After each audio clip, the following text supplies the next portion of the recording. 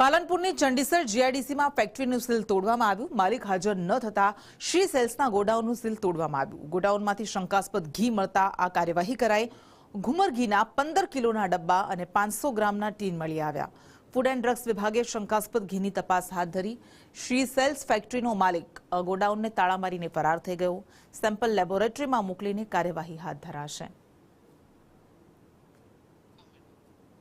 લોકોના આરોગ્ય સાથે ચેડા કરતા તત્વો સામે કાર્યવાહી કરવામાં આવી રહી છે, ત્યારે આ કાર્યવાહી ગોડાઉનમાં કરવામાં આવી। શ્રી સેલ્સ ફેક્ટરીનો માલિક ગોડાઉનને તાળા મારીને ફરાર થઈ ગયો હતો। મોટી માત્રામાં આ પ્રકારના ઘીના ટીન મળી આવ્યા છે। સેમ્પલ લેબોરેટરીમાં મોકલીને હાલ કાર્યવાહી હાથ ધરવામાં આવી છે। બનાસકાંઠાના પાલનપુરની ચંડીસર જીઆઈડીસીમાં આ ફેક્ટરીને સીલ કરવામાં આવી છે।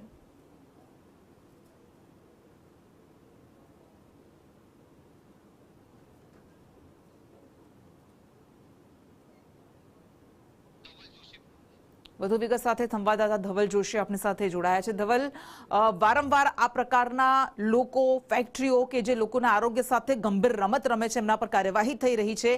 આજે ગોડાઉનનો માલિક એ ફરાર થઈ ગયો અને આખરે સીલ તોડવામાં આવ્યું। શું એમાંથી મળી આવ્યું છે અને આ વ્યક્તિને પકડવા માટે શું કાર્યવાહી કરાઈ છે?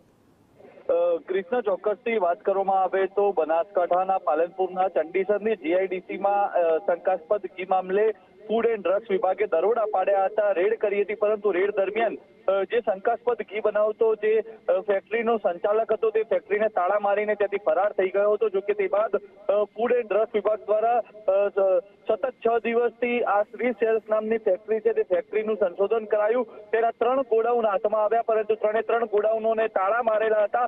જોકે ફેક્ટરી સંચાલક છે તે ફરાર હોવાથી ફૂડ વિભાગ છે તે રાહ જોઈને બેઠું હતું, પરંતુ 6 દિવસ બાદ પણ ફેક્ટરીનો માલિક ન મળતા આખરે ફૂડ વિભાગે મામલતદાર સહિતની ટીમોને સાથે રાખી ગોડાઉનનું તાળું છે તે તોડવામાં આવ્યું છે।